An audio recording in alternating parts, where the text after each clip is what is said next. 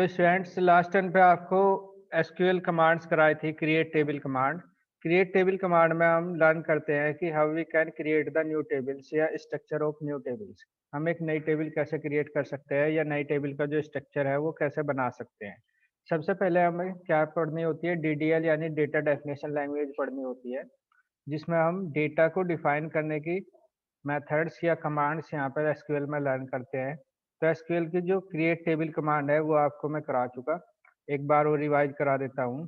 The syntax for creating the tables in SQL: create table, table name, उसके बाद bracket आएगा, उसके बाद field name, field type and size of column. Next comma से separate किया जाता है field name, field type and size. Again field name, field type और फील्ड साइज, यानी जितने भी नंबर ऑफ कॉलम्स हमें लेने होते हैं उस सब के नाम हम वन बाय वन लिखते चले जाते हैं। और जो डेटा टाइप हमें डिफाइन करना होता है, सपोज यदि हमें स्टूडेंट रोल नंबर लेना है तो स्टूडेंट रोल नंबर हमारा नंबर टाइप का होगा, और उसके नंबर ऑफ डिजिट कितने लेनी है वो भी विथ के साथ डिफाइन करनी होती है। इसी तरीके से स्टूडेंट नेम कॉलम सेट करना है तो नेम जो है वो कैरेक्टर या वेर कैरेक्टर टाइप का हो सकता है, जिसका नंबर ऑफ कैरेक्टर्स या फिद भी हमें सेट करनी होती है।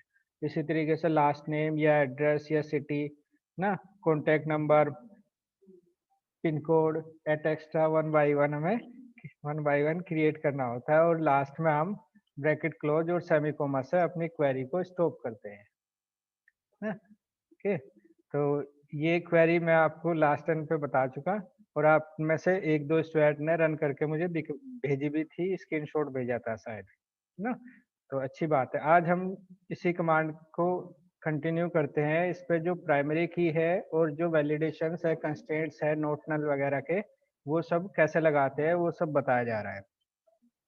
तो example to create the table is to store the student information like roll number, name, date of birth, that address ना। तो एसक्यूएल क्वेरी होगी हमारी क्रिएट टेबल स्टूडेंट, स्टूडेंट के according roll number, number type का size लिया है 5। Next column होगा हमारा नेम, कैरेक्टर टाइप का साइज लिया है 20। और नेक्स्ट डेट ऑफ बर्थ या बर्थ डेट जो है वो क्या डेट टाइप की होती है ना। एसक्यूएल में डेट डेटा टाइप आपको एक एक्स्ट्रा डेटा टाइप प्रोवाइड किया गया है जो कि C++ में नहीं था ना। तो C++ में हमें डेट को इंटीजर या किसी अदर डेटा टाइप से ही एक यूजर डिफाइंड डेटा टाइप बनाना पड़ता था, जबकि ओरेकल या एसक्यूएल में क्या है, डेट को एक प्री डिफाइंड डेटा टाइप आपको अवेलेबल करा गया है जिससे आप इसको यूज कर सकते हैं। एड्रेस जो है वह टू साइज का होगा, 40 साइज हमने डिफाइन किया है, और उसके बाद हमने इस क्वेरी को स्टॉप किया है ब्रैकेट से और सेमी कोमा से। तो जैसे ही ये क्वेरी रन होगी और आप एंटर करेंगे तो आपका पास एक मैसेज आएगा, वन टेबल क्रिएटेड। तो वन टेबल क्रिएटेड का मैसेज आता है तो मीन्स आपकी क्वेरी सक्सेसफुली रन हो गई और आपकी एक सिंगल टेबल क्रिएट हो गई। और यहाँ पे ध्यान रहे कि जो डेटा टाइप डेट है उसका कोई साइज मेंशन नहीं होता, प्री डिफाइंड फॉर्मेट होता है, वो ही आपको यूज करना होता है। फॉर्मेट में पहले ही बता चुका क्या फॉर्मेट होता है ना। तो उसके बाद क्रिएट टेबल का सेकंड एग्जाम्पल भी करते हैं। क्रिएट टेबल एम्प्लॉय, एम्प्लॉय के लिए एक टेबल बनाते हैं ना, और उसमें हमने एम्प्लॉय आईडी ली है, एम्प्लॉय आईडी नंबर टाइप की, साइज लिया है 10। फर्स्ट नेम लिया है वैरकर टाइप का जिसका वैरकर 2, साइज लिया है 255।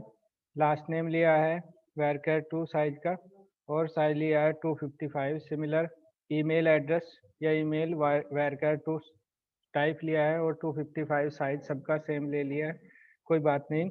एड्रेस लाइन 1 वैरकर 2 255 साइज इसका भी है।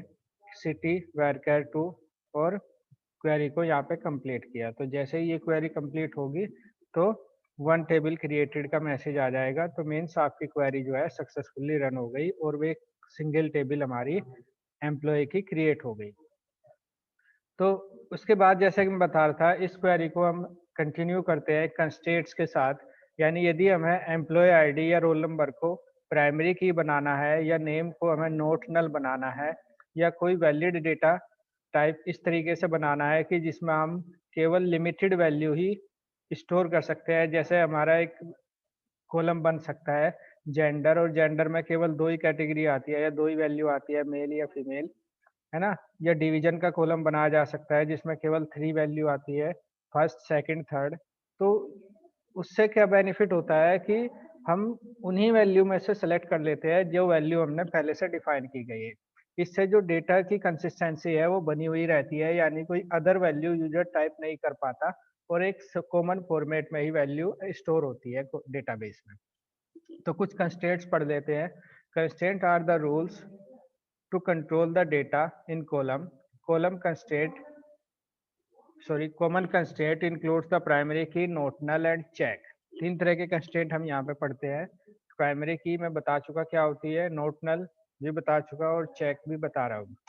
दोबारा से फिर बता रहा हूँ। प्राइमरी की का मीन्स क्या है कि जिस पर्टिकुलर कॉलम पे हम प्राइमरी की अप्लाई करते हैं उसकी वैल्यू यूनिक रहती है और उसकी वैल्यू नल नहीं हो सकती, है ना? यानी primary key constraint ensure that the column can not be null and the value in that column will be unique. उस पर्टिकुलर कॉलम में जिस पे हमने प्राइमरी की अप्लाई की है उसमें वैल्यू हमेशा यूनिक होगी और नोट नल नहीं होगी, नोट नल होगी।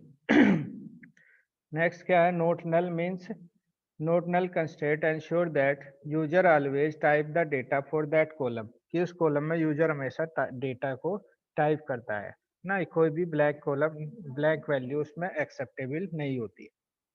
और check constraint ensure that when data is entered the data in the column is limited to the specific value like A B C.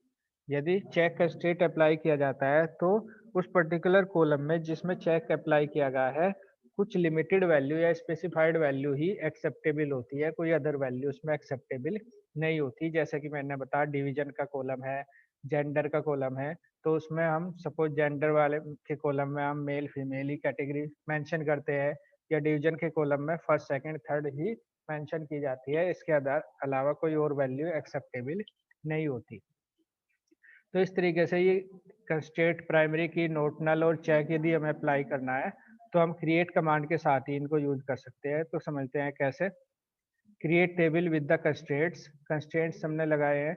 Create table, table name same command है। Field type field name लिखेंगे सबसे पहले, field type लिखेंगे, size लिखेंगे और उसी के साथ में लिखेंगे प्राइमरी की। यदि हमें फील्ड 1 को प्राइमरी की बनाना है तो इसी के सामने हमने ये वर्ड्स स्पेसिफाई किए, प्राइमरी की, और कोमा उसके बाद लगाएंगे ना।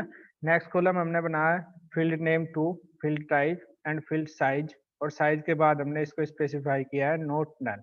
यानी फर्स्ट कॉलम जो है, कॉलम 1 जो है वो प्राइमरी की बनेगा और सेकंड कॉलम जो है वो नोट नल रहेगा, यानी उसकी वैल्यू जो है ऑलवेज स्टोर की जाएगी, कभी भी ब्लैंक नहीं छोड़ी जाएगी। थर्ड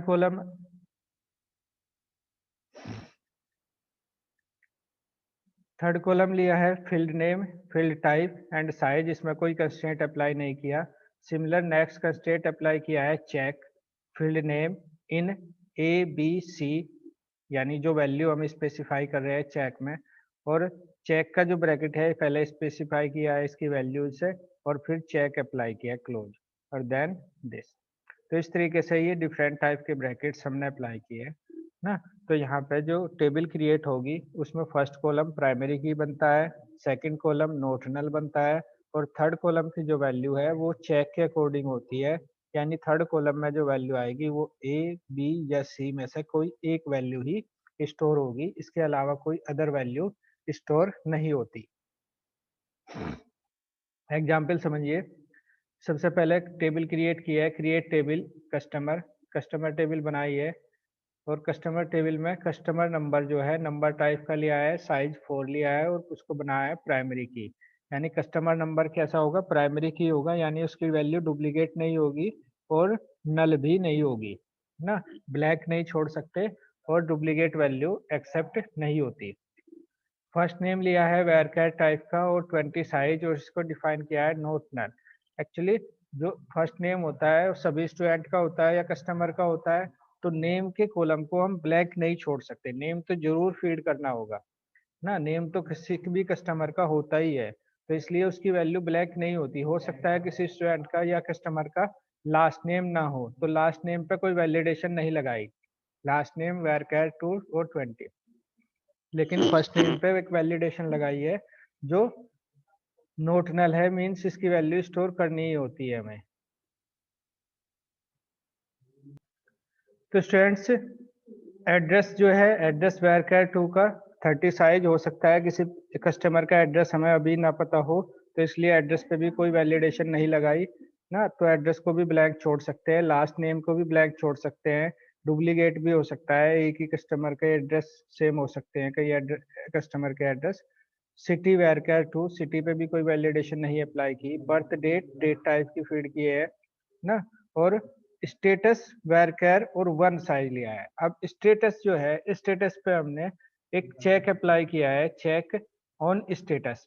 अब पर्टिकुलर एक्चुअली यहाँ पे हमने कोमा स्पेसिफाई किया है, इसलिए हमें यहाँ पे कॉलम का नाम डिफाइन करना होगा कि इस जो चेक अप्लाई किया है वो किस कॉलम पे लगा है। तो चेक अप्लाई किया है स्टेटस कॉलम पे, और इन उसकी जो वैल्यू होगी VIA, ये कुछ पर्टिकुलर कोई ग्रेड हो सकते हैं ABCXYZ, तो हमने VIA3 ग्रेड लिए है उसके स्टेटस के, कि जो स्टेटस होगा कस्टमर का वो या तो V होगा या I होगा या A होगा। तो स्टेटस के कॉलम में जो वैल्यू एक्सेप्टेबल होगी या तो V होगी या I होगी या A होगी। इन तीनों वैल्यू में से ही कोई एक कैरेक्टर स्टोर होगा, इसके अलावा कोई और कैरेक्टर स्टोर नहीं होता। तो ये चेक को आप अच्छे से समझ ले। यदि चेक को हम लास्ट में नहीं देना चाहते तो हम इसी के सामने जिस पर्टिकुलर कॉलम पे चेक लगाना चाहते हैं, कोमा से पहले हम यूज कर सकते हैं। ये कोमा यदि हम हटा दें तो हम केवल लिखना होगा चेक इन स्टेटस, फिर नहीं लिखना होगा चेक इन VIA, और एक ब्रैकेट भी कम हो जाएगा हमारा। तो इस क्वेरी को अच्छे से रन करके देख लेना और उसके बाद क्वेरी को क्लोज करते हैं। तो स्टूडेंट ये जो क्वेरी है क्रिएट टेबल कमांड की, इसमें जो कमांड्स बताई गई है कि कस्टमर टेबल को हम प्राइमरी की, नोटनल और चेक कंस्ट्रेंट के साथ किस तरीके से क्रिएट करेंगे। तो जब भी इसमें डेटा फीड किया जाएगा, customer table primary, customer number primary की होगा, फर्स्ट नेम नोटनल होगा और चेक जो है ये वैल्यू एक्सेप्ट करेगा। ठीक है, तो जब से ही आप इसको रन करेंगे तो यदि सक्सेसफुली कमांड हमारी रन हो जाती है तो मैसेज आता है 1 table created as it is ना।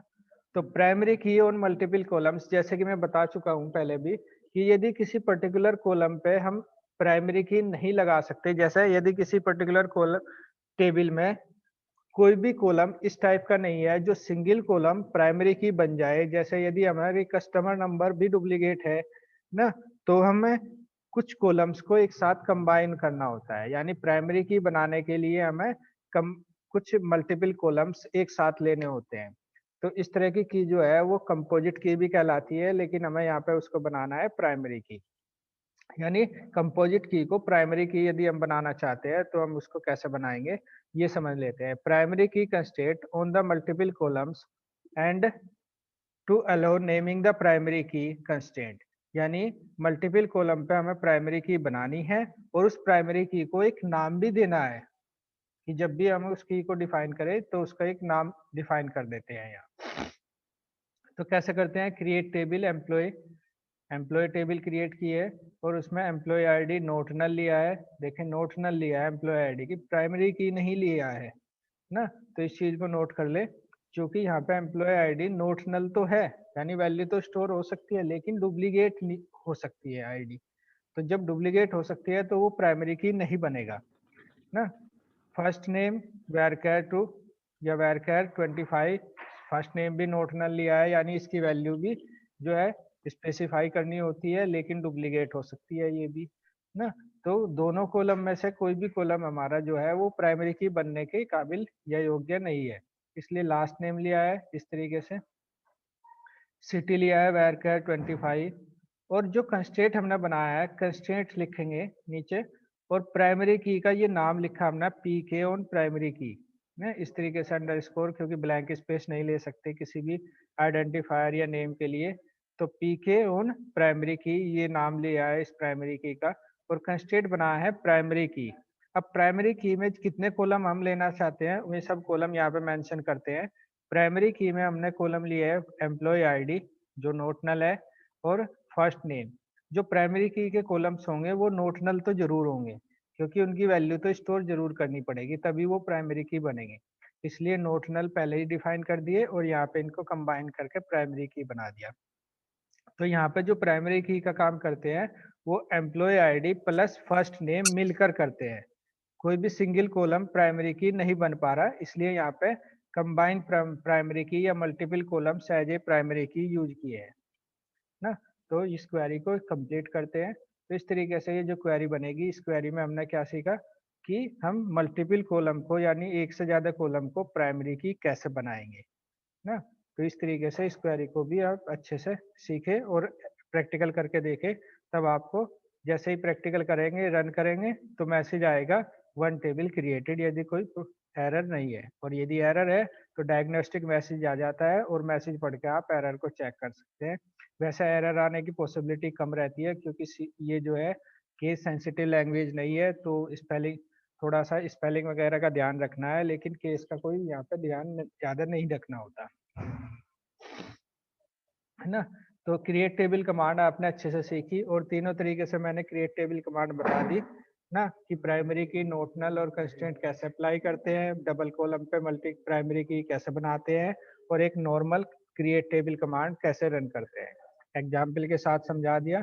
आप इसको रन करें, प्रैक्टिकल करें और रन करने के बाद इसको चेक करें कि सभी चीजें ओके है, प्रैक्टिकली काम कर रही है या नहीं कर रही है ना। तो जितना ज़्यादा प्रैक्टिस करेंगे उतना ज़्यादा बेनिफिशियल रहेगा। आप इस पे काम कर सकते हैं, प्रोजेक्ट बना सकते हैं बाद में। फिर जब भी प्रोजेक्ट बनाएंगे आप, तो आपके लिए काफ़ी हेल्पफुल ये चीज़ें रहेगी ना। तो नेक्स्ट कमांड मैं बताता हूँ, ड्रॉप टेबल कमांड। तो स्टूडेंट जब एक टेबल हम क्रिएट कर लेते हैं और क्रिएट करने के बाद हम उस टेबल को चेक करना चाहते हैं, तो चेक करते हैं DESC से। वो मैं बताऊंगा इसी कमांड में लास्ट में। लेकिन यदि हमने कोई टेबल बनाई है, बहुत सारी टेबल बना ली है और उन टेबल की हमें कोई आवश्यकता नहीं है, तो हम ड्रॉप टेबल कमांड से उस टेबल को अपने डेटाबेस से हमेशा के लिए डिलीट कर सकते हैं। यानी वो जो टेबल हमने क्रिएट की है क्रिएट टेबल कमांड से, उस टेबल को और उसमें जो भी डेटा है उस डेटा को भी साथ साथ डिलीट कर सकते हैं ड्रॉप टेबल कमांड से। तो drop table statement is used to delete a table definition and all data from a table. यानी ड्रॉप टेबल कमांड डेटाबेस से एक टेबल और उसमें जो भी डेटा है उस पूरे डेटा को डिलीट करने के लिए काम किया जाता है। This is very important to know that once a table is deleted, all the data in that table is lost. ना, यानी ये बात हमें याद रखनी है कि यदि हम एक बार ड्रॉप टेबल कमांड चला देते हैं तो उसके अंदर जो भी डेटा होता है वो भी हमेशा के लिए डिलीट हो जाता है। इसलिए ड्रॉप टेबल कमांड को हम बहुत ही केयरफुली रन करते हैं और सीरियसली इसको पहले चेक करते हैं कि ड्रॉप टेबल कमांड की हमें आवश्यकता है या नहीं है। यानी so we have to be very careful when using this command. जब हम इस कमांड को यूज करते हैं तो हमें बहुत ही केयरफुल रहना चाहिए, क्योंकि एक बार हमारा डेटा डिलीट हो गया तो दोबारा वापस नहीं आएगा। इस कमांड सिंपल है, ड्रॉप टेबल कीवर्ड है इसके और टेबल नेम जिस टेबल को हम डिलीट करना चाहते हैं। एग्जाम्पल के लिए हम डिलीट करना चाहते हैं स्टूडेंट टेबल को, तो SQL में ड्रॉप टेबल लिखा और उसके बाद लिख दिया स्टूडेंट और सेमीकोमा। सेमीकोमा SQL की कमांड में केवल एक बार आएगा। इस चीज को नोटिस कर लीजिए कि सेमीकोमा केवल लास्ट में आएगा, उससे पहले सेमीकोमा नहीं आता। तो ये इसका मतलब क्या है कि ड्रॉप टेबल स्टूडेंट पे हमारी जो कमांड है वो स्टॉप हो गई। तो स्टूडेंट इस तरीके से हम ड्रॉप टेबल कमांड को भी यहाँ पे सीख लेते हैं कि यदि हमें कोई टेबल डिलीट करनी है तो हम उसको ड्रॉप टेबल कमांड से कैसे डिलीट कर सकते हैं। उसके बाद तीसरी कमांड है हमारी truncate command. Truncate command actually उस समय यूज की जाती है जब हम किसी टेबल को क्रिएट करते हैं, उस टेबल के अंदर डेटा भी फीड करते हैं, लेकिन यदि हम उस टेबल के अंदर कोई डेटा जो स्टोर है उसको डिलीट करना चाहते हैं लेकिन टेबल को रखना चाहते हैं, यानी स्ट्रक्चर को बनाए रखना चाहते हैं और डेटा डिलीट करना चाहते हैं, यानी टेबल को बिल्कुल एम्प्टी करना चाहते हैं, खाली ना, तब हम यूज करते हैं ट्रंकेट कमांड। यानी if there is no further use of records stored in a table and the structure has to be retained, then the record alone can be deleted. यदि हम चाहते हैं कि जो टेबल के अंदर डेटा है उसको तो हम डिलीट कर दें और टेबल का जो स्ट्रक्चर है उसको हम रख लें ना, तब हम केवल रिकॉर्ड को डिलीट कर सकते हैं ट्रंकेट कमांड से। यानी सिंटैक्स होगी ट्रंकेट टेबल और टेबल नेम। तो ट्रंकेट टेबल टेबल नेम से केवल टेबल का डेटा डिलीट होता है, टेबल डिलीट नहीं होती ना। एग्जाम्पल के लिए एसक्यूएल ट्रंकेट टेबल स्टूडेंट। तो ड्रॉप कमांड और ट्रंकेट में डिफरेंस समझ लीजिए कि जो ड्रॉप कमांड है वो टेबल को और उसके अंदर जो डेटा है वो दोनों तरीके से सब कुछ डिलीट कर देती है ड्रॉप कमांड। लेकिन ट्रंकेट कमांड जो है वो टेबल से केवल डेटा डिलीट करती है, टेबल को बनाए रखती है, टेबल का जो स्ट्रक्चर या डिजाइन है वो बना रहता है, टेबल खाली हो जाती है पूरी तरीके से, उसमें कोई रिकॉर्ड नहीं रहता। तो ट्रंकेट और ड्रॉप कमांड का जो डिफरेंस है वो आप अच्छे से समझ ले और उसको अच्छे से रन करके एग्जीक्यूट करके देख ले ना। तो this command would delete all the record from the table. ये कमांड टेबल से सभी रिकॉर्ड्स को डिलीट कर देती है। If we want to view the structure of table, यदि हम टेबल का जो स्ट्रक्चर हमने बनाया है या जो टेबल बनाई है उसको देखना चाहते हैं तो उसकी कमांड हमारी क्या है, DESC या डेस्क्राइब पूरा लिख सकते हैं, डेस्क्राइब टेबल नेम या DESC टेबल नेम। एग्जाम्पल के लिए आप ऐसे लिखेंगे SQL में कमांड लिखते हैं DESC स्टूडेंट या डेस्क्राइब स्टूडेंट। तो जैसे ही आप ये कमांड चलाएंगे DESC स्टूडेंट या डेस्क्राइब स्टूडेंट तो हमें टेबल का पूरा स्ट्रक्चर पूरा डिजाइन यहाँ पे दिखाई दे जाता है और हम चेक कर सकते हैं कि हमारी टेबल है और डेटा उसका सभी डिलीट हो गया है। तो इस तरीके से हमने आज के लेक्चर में 3 कमांड पढ़ी है, ट्रंकेट कमांड, डिलीट कमांड और क्रिएट टेबल कमांड को डिटेल में पढ़ा है। तो स्टूडेंट इन सब कमांड्स को आप रन करें ना और प्रैक्टिकल करके देखते रहे बार बार। जितना ज़्यादा प्रैक्टिकल करेंगे इन कमांड्स का उतना ही अच्छे से आप इनको समझ सकते हैं ना। और इस वीडियो को मैं यूट्यूब पे भी डाल दूंगा तो आप उसको व्यू करके शेयर और लाइक जरूर कर दें। ठीक है, Yes, sir. Thank you, sir. Okay bye. Thank you. Thank you.